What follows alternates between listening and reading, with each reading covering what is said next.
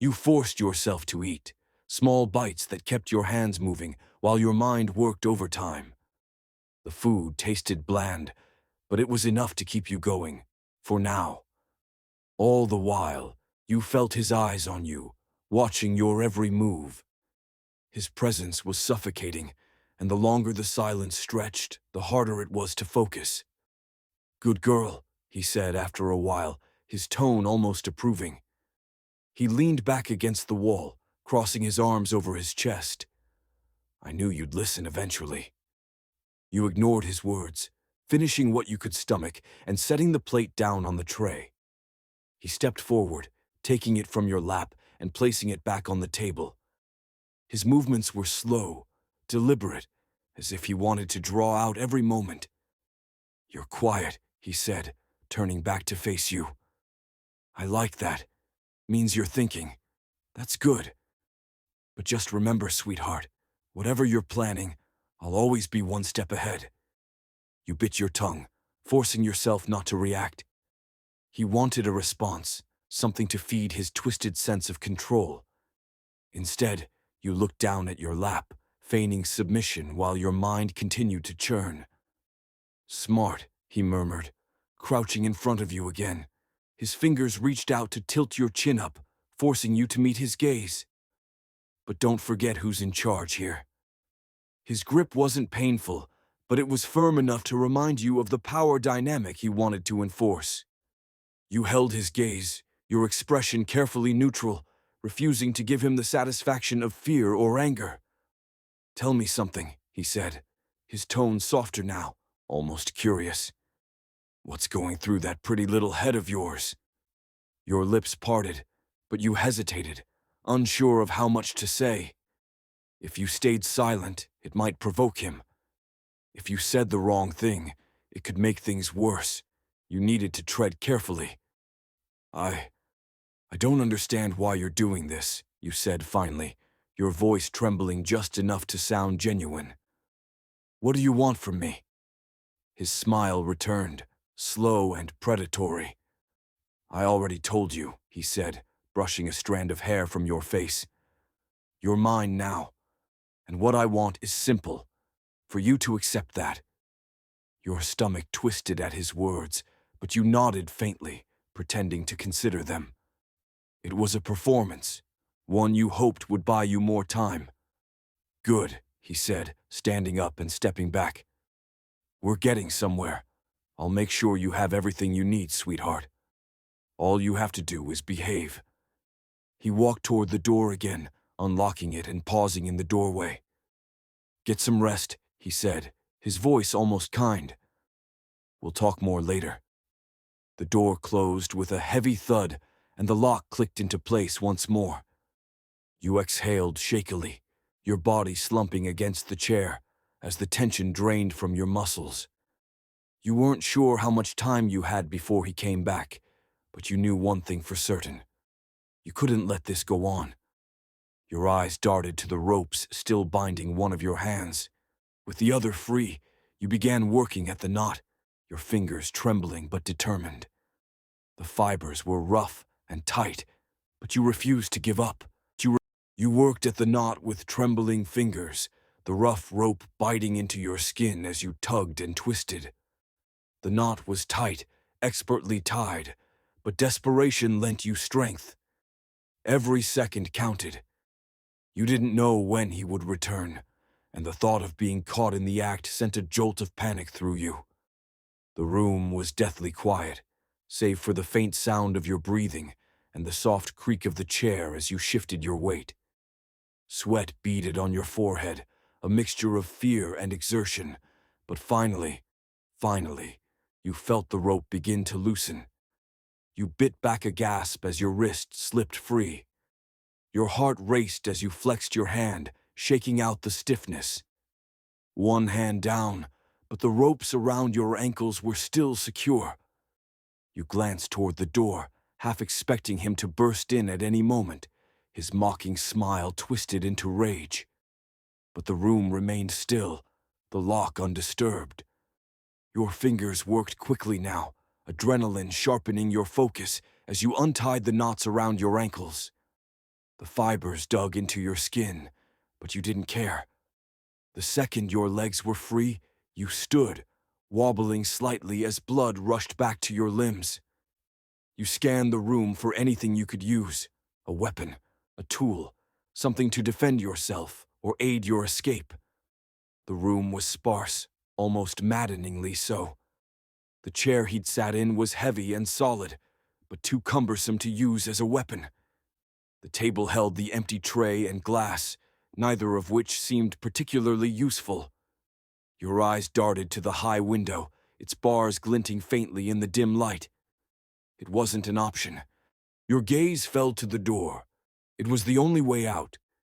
You crept toward it, your bare feet silent against the cold floor.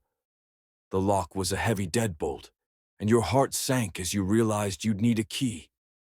You cursed under your breath, your mind racing. Where would he keep it? On him? Somewhere else in the building? A noise outside the door made you freeze, a faint shuffle of footsteps. Your pulse thundered in your ears as you scrambled back to the chair, quickly wrapping the loose ropes around your wrists to mimic being tied up. You sat rigidly, forcing your breathing to slow just as the lock clicked and the door creaked open. He stepped inside, his broad frame filling the doorway.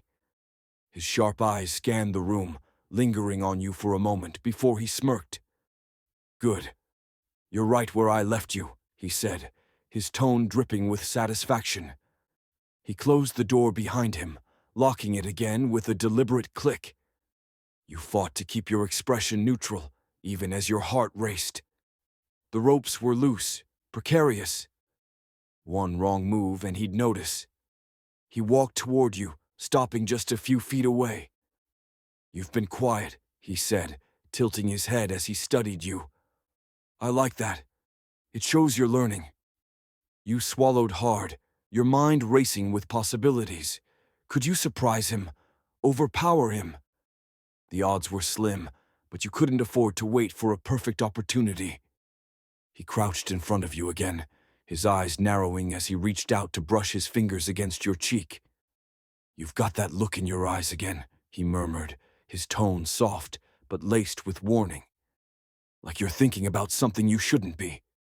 Before you could stop yourself, your instincts kicked in.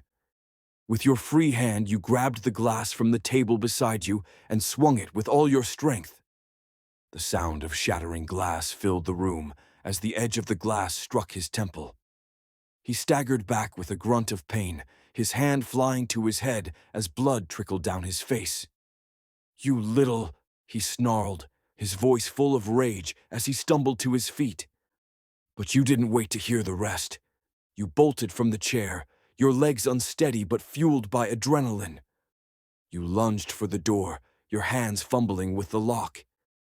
Behind you, you heard him recovering, the scrape of his boots against the floor as he regained his balance. "You're going to regret that," he growled, his voice low and dangerous. The lock finally gave way, and you yanked the door open, sprinting into the dimly lit hallway beyond. Your heart pounded as you ran, the sound of his footsteps close behind you. This was it, your only chance, and you weren't going to let him take it away. The hallway stretched out before you, dim and suffocating, with doors lining the walls like sentinels. You had no idea where they led, but you didn't have time to find out. You bolted forward, your bare feet slapping against the cold, hard floor. Behind you, his footsteps thundered, each one louder than the last, as he closed the distance between you. "Stop!" he barked, his voice sharp and commanding. You ignored him, adrenaline driving you forward, even as your muscles screamed in protest. Ahead, the hallway forked into two directions, each path disappearing into shadows. You had no way of knowing which way led to freedom, or if either of them did. But hesitation wasn't an option. You veered left, your body moving on instinct. The air grew colder as you ran, the faint smell of damp concrete filling your nostrils. The hallway twisted and turned, each corner a gamble. Behind you, his voice echoed off the walls, laced with fury. You can't outrun me, princess, he shouted. I'll find you, and when I do, you'll wish you hadn't tried this. His words sent a shiver down your spine, but you forced yourself to push them aside. He wanted you scared, wanted you to make a mistake. You wouldn't give him that satisfaction. Up ahead, a faint light glowed at the end of the corridor. Your chest heaved with exertion as you surged toward it, hope blooming in your chest. Maybe it was an exit, a way out of this nightmare. You reached the end of the hallway and skidded to a halt. The light came from a single bulb hanging above a steel door, its surface marred with scratches and rust. Your trembling hands reached for the handle, tugging with all your strength. It didn't budge. No, no, no, you whispered, panic clawing at your throat. You jiggled the handle again, throwing your weight against the door, but it was locked tight. Behind you, the sound of his footsteps grew louder, closer. You spun around, your eyes darting frantically for another way out. There was nothing, just the empty hallway stretching back into darkness. And then you saw him, emerging from the shadows, like a predator stalking its prey. He slowed his pace as he approached, blood still trickling from the wound on his temple. His face was twisted with anger, but his smirk was back, colder and more dangerous than ever. You really thought you could get away, he said, his voice deceptively calm. You've got guts, I'll give you that, but you should have known better. You backed against the door, your hands scrabbling for anything, a key, a weapon, something to defend yourself. But there was nothing. He closed the distance between you, his broad frame towering over you as he reached out and grabbed your wrist. His grip was like iron, unyielding and cruel. Looks like I need to teach you a lesson, he said, his tone low and menacing. You'll think twice before disobeying me again. You struggled against him, thrashing and kicking, but he barely flinched. His other hand grabbed your chin, forcing you to look up at him. You'll regret this, he growled, his eyes blazing with anger. But don't worry, sweetheart. Daddy knows how to make you behave. Your heart pounded as he tightened his grip, dragging you back toward the hallway. Desperation surged through you, and you fought harder, clawing at his arm and kicking at his legs. Let me go, you screamed, your voice echoing off the walls. But he only laughed, the sound cold and mocking. You don't get to tell me what to do, princess. I own you now, and you're going to learn that the hard way.